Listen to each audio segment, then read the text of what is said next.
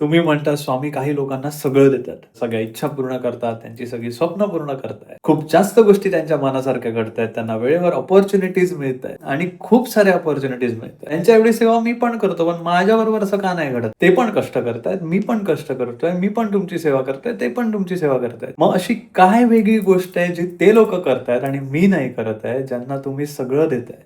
पण मला काही देत नाही. हा प्रश्न जर तुम्हाला पडलेला असेल ना, तर मी तुम्हाला सांगतो, ती लोकं काय असं वेगळं करतायत जे तुम्ही नाही करत? एकच गोष्ट काय आहे जी ते लोकं वेगळी करतात पण तुम्ही नाही करत? आणि ती गोष्ट म्हणजे श्री स्वामी समर्थ एव्हरीवन. अक्षय मटकर या YouTube चॅनलमध्ये तुमचं सगळ्यांचं स्वागत आहे. हा व्हिडिओ जर तुमच्यापर्यंत पोहोचलाय ना, तर तुमच्यासाठी महाराजांचा एक खूप छान मेसेज आहे. लवकरच तुमचे फायनान्शियल अडथळे, सक्सेसमध्ये येणारे अडथळे, तुमच्या भक्तीच्या आड येणारे अडथळे हे सगळे क्लिअर होणार आहेत, सगळे दूर होणार आहेत. हा व्हिडिओ शेवटपर्यंत बघा, कारण हा व्हिडिओ तुमचा भक्तीकडे बघण्याचा, तुमच्या स्वतःकडे बघण्याचा, स्वामींकडे बघण्याचा पर्स्पेक्टिव्ह कंप्लीटली बदलून टाकेल. माझ्या आयुष्यात काही सवयी आहेत, ज्या भक्ती रिलेटेड आहेत, स्वतःवर प्रेम करण्या रिलेटेड आहेत.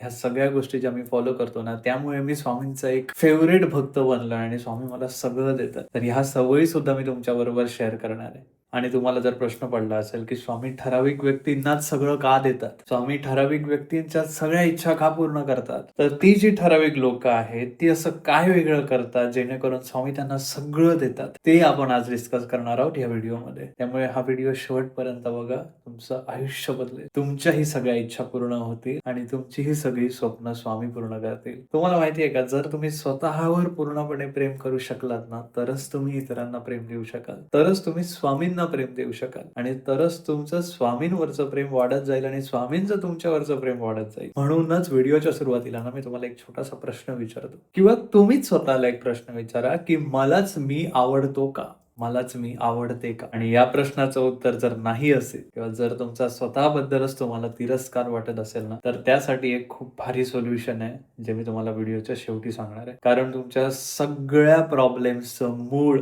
त्या सोल्युशनमध्ये लपलेलं आहे. तुम्हाला माहिती आहे का, अखंड ब्रह्मांडाचा एक रूल आहे आणि हा सगळ्यांना लागू होतो. याच्यासाठी धर्मांचं लिमिटेशन नाहीये, कारण आपल्याला माहिती आहे सगळ्यात जुना धर्म जर कोणता असेल या विश्व ब्रह्मांडातला, तर तो आहे हिंदू धर्म. त्यामुळे हा जो युनिव्हर्सचा रूल आहे, हा जो ब्रह्मांडाचा रूल आहे, तो सगळ्यांना अप्लाय होतो. तर तो रूल असा आहे, जसं तुम्ही विचार कराल, तसं तुम्ही घडत जाल, तसं तुम्ही बनत जाल. मी तुम्हाला साध्या सोप्या शब्दात एक्सप्लेन करतो. हे जे ब्रह्मांड आहे ना, जो युनिव्हर्स आहे ना, ते एक मॅग्नेट आहे. त्याला एक गुरुत्वाकर्षण फोर्स आहे आणि आपले जे विचार आहेत ना, ते त्या ब्रह्मांडाला चिकटले जाणारे, ब्रह्मांडाकडे अट्रॅक्ट होणारं मेटल आहे. जर अखंड ब्रह्मांडाचा विचार करायला गेला, तर आपण इतके सूक्ष्म आहोत ना, जेवढं तुम्ही विचारही नाही करू शकत. आपण इतके सूक्ष्म आहोत, आपली पृथ्वी इतकी सूक्ष्म आहे. हे जे आपल्याला आजूबाजूला सगळे तारे दिसतात, ते इतके सूक्ष्म आहेत. तरी सुद्धा आपल्या विचारांना, आपल्या बोलण्याला, आपल्या शब्दांना, आपल्या बॉडी लँग्वेजला ही जी युनिव्हर्सल पॉवर आहे ना, ही ब्रह्मांडाची ताकद आहे, हे ब्रह्मांडाचं जे गुरुत्वाकर्षण आहे ना, ते कनेक्टेड असतं. आपण कितीही सूक्ष्म असलो, तरी पण आपण विश्व ब्रह्मांडाशी खूप जास्त कनेक्टेड आहोत. आणि जेव्हा आपले विचार ह्या ब्रह्मांडासोबत कनेक्ट होतात ना, त्यावेळी आपल्याला एक आशीर्वाद मिळतो. तथास्तु. मग तुम्ही चांगला विचार केला तरी तथास्तु. मग तुम्ही चुकीचा, वाईट विचार केला तरी पण तथास्तु. तुम्ही बोलाल, तुम्ही विचार कराल, स्वामी माझ्या आयुष्यात काहीच चांगलं घडत नाहीये. युनिव्हर्स बोलेल तथास्तु. तुम्ही बोलाल, स्वामी माझ्या आयुष्यात सगळं चांगलं चालू आहे तुमच्या कृपेने. युनिव्हर्स बोलेल तथास्तु. यातला फरक जाणून घ्या. प्रॉब्लेम्स प्रत्येकाच्या आयुष्यात असतात, प्रत्येकाच्या लाईफमध्ये असतात. मग तो माणूस श्रीमंत असू द्या, तो गरीब असू द्या, त्याला हातपाय असू द्या, त्याला हातपाय नसू द्या, तो प्रत्येक गोष्ट बघणारा असू द्या, तो आंधळा असू द्या, तो बहिरा असू द्या, त्याला ऐकायला येत असू द्या. प्रत्येकाच्या आयुष्यात प्रॉब्लेम्स आहेत. त्यामुळे जो माणूस प्रॉब्लेम्सवर फोकस्ड असतो ना, त्याला युनिव्हर्स खूप सारे प्रॉब्लेम्स देतो आणि जो माणूस सोल्युशनवर किंवा ग्रेटफुलनेसवर, ज्या गोष्टी आपल्या आयुष्यात चांगल्या घडतायत, त्या गोष्टींवर फोकस्ड होऊन त्या गोष्टींसाठी थँकफुल असतो ना, त्याला युनिव्हर्स असंच थँकफुल बनण्यासाठी बऱ्याच सिच्युएशन त्याच्या पदरात टाकतो. युनिव्हर्सला इमोशन्स कळतात, लॉजिक कळत नाही.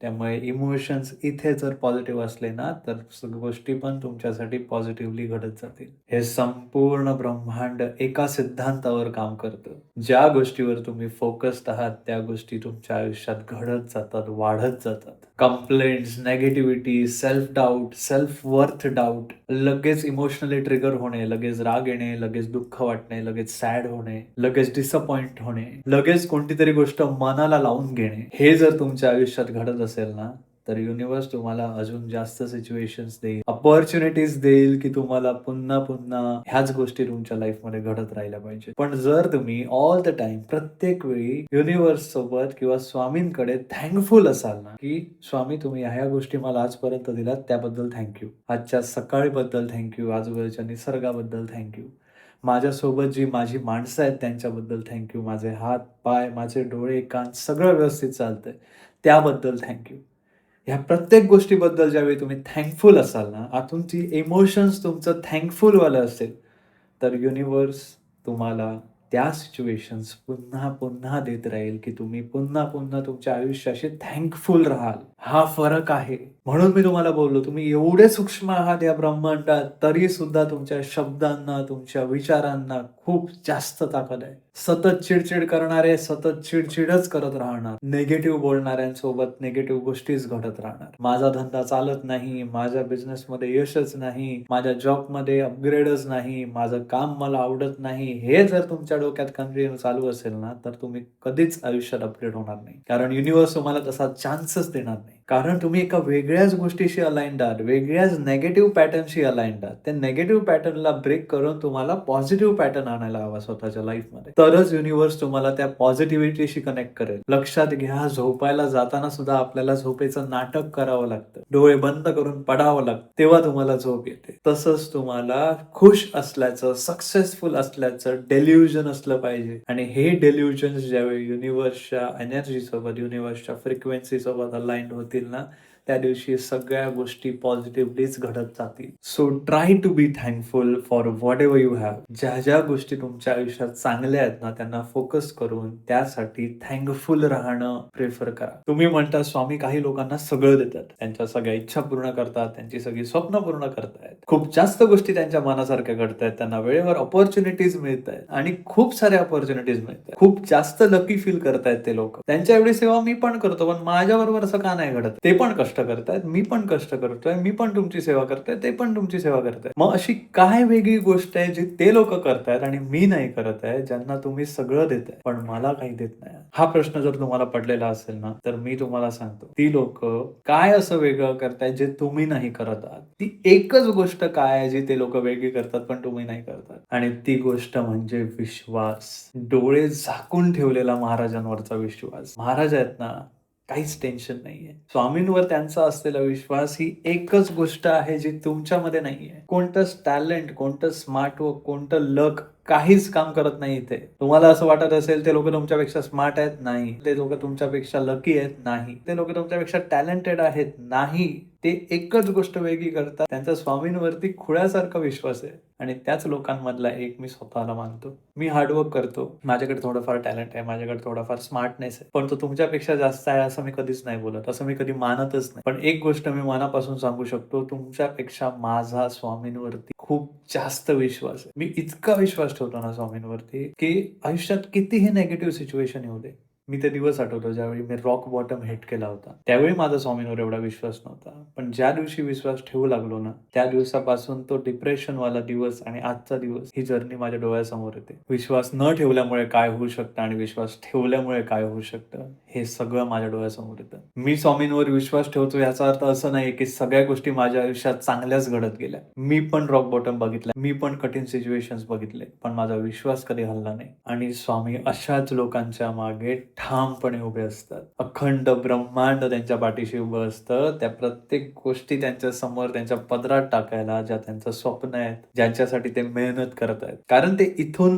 ब्रह्मांडाच्या फ्रिक्वेन्सीला कनेक्टेड आहेत. स्वामी आहेत ना, सगळं चांगलंच होणार आहे, चांगलंच होतंय. कितीही वाईट होते, चांगलंच होणार आहे. हा विश्वास स्वतःवर, स्वामींवर आणि युनिव्हर्सवर, ब्रह्मांडावर. इतकं डिल्युजनल बनायचं आहे ना, की हे सगळं ब्रह्मांड फक्त माझ्यासाठीच काम करत आहे, मलाच सक्सेसफुल बनवण्यासाठी, मला टॉपवर घेऊन जाण्यासाठी. मग तो प्रत्येक अडथळा, मग ती प्रत्येक कठीण सिच्युएशन, मग ती आयुष्यातून निघून जाणारी माणसं असू द्या, मग तो फायनान्शियल लॉस असू द्या, ह्या सगळ्या गोष्टी ज्या घडतायत ना, त्या मला टॉपवर नेण्यासाठी घडतायत, मला सक्सेसफुल बनवण्यासाठी घडतायत. हा विश्वास जर तुमचा विश्वासच नाही स्वतःवर की तुम्ही हे करू शकता की नाही, जर तुमचा विश्वासच नाही स्वामींवर, स्वामी माझ्या पाठीशी आहेत की नाही, जर तुमचा विश्वासच नाही त्या ब्रह्मांडावर, युनिव्हर्सवर की माझ्या आयुष्यात गोष्टी चांगल्या घडतच नाहीत, तर कसं तुम्ही मॅच करणार त्या युनिव्हर्सच्या पॉझिटिव्ह फ्रिक्वेन्सीला? जेव्हा तुम्ही बिलीव्ह ठेवता ना की वर्ल्ड इज अगेन्स्ट यू, तुमची माणसं तुमच्या अगेन्स्ट आहेत, स्वामींचं तुमच्यावर लक्ष नाहीये, युनिव्हर्स तुमच्या अगेन्स्ट आहे, दॅट टाइम यू प्ले स्कॅर्ड. तुम्हाला प्रत्येक गोष्टीत भीती जाणवते, हेजिटेशन जाणवतं, डाऊट येतात. तुमच्या आयुष्यात येणारा प्रत्येक सेटबॅक, तुमच्या आयुष्यात येणारी प्रत्येक डिफिकल्टीला तुम्ही प्रूफ समजता की तुम्ही आयुष्यात जिंकू नाही शकत. आणि जर असं असेल ना, तर तुम्ही स्वतःलाच आवडत नाही आहात. म्हणून मी तुम्हाला पहिलाच एक प्रश्न विचारला होता की तुम्हाला तुम्ही स्वतः आवडता का? तर हे सगळं तुमच्या लाईफमध्ये घडतंय ना, तर तुम्ही स्वतःला नाही आवडत आहात आणि हे तुम्हाला थांबवावं लागेल. तुम्ही स्वतःचे फेवरेट असलं पाहिजे. स्वतःचा तिरस्कार न करता स्वतःवर प्रेम केलं पाहिजे. याविषयी आपण बोलणारच आहोत. पण स्वामींवर विश्वास ठेवणारे किंवा देवांवर विश्वास ठेवणारे, युनिव्हर्सवर विश्वास ठेवणाऱ्यांना विनर्स बोललं जातं. आयुष्यात कितीही कठीण सिच्युएशन आलं ना, तरी चेहऱ्यावर स्माईल असते, डोक्यात पॉझिटिव्ह इमोशन असतं, एक जिद्द असते की नाही येऊ दे कठीण सिच्युएशन, मी हे करणारच आहे. हे जे विनर्स लोक असतात ना, ते त्यांचं ब्रेन वेगळ्याच पद्धतीने ट्रेन करतात ह्या निगेटिव्ह सिच्युएशन्सना टॅकल करण्यासाठी. रिजेक्शन्सना अपॉर्च्युनिटी मानणं, फेलियरला लेसन मानणं, नॉट गेटिंग इनफला work more and get it मानणं. हा एक फरक आहे विश्वास ठेवणाऱ्यांमध्ये आणि विश्वास न ठेवणाऱ्यांमध्ये, किंवा कमी विश्वास ठेवणाऱ्यांमध्ये, किंवा वेळेवर विश्वास न ठेवू शकणाऱ्या लोकांमध्ये. स्वामी अशाच विनर्सच्या मागे खंबीरपणे उभे असतात. त्यांना मोठी स्वप्न देतात आणि ती युनिव्हर्स कडून पूर्णही करून घेतात. त्यामुळे विश्वास ठेवा. फेलियर्सचा पर्स्पेक्टिव्ह बदलून टाका.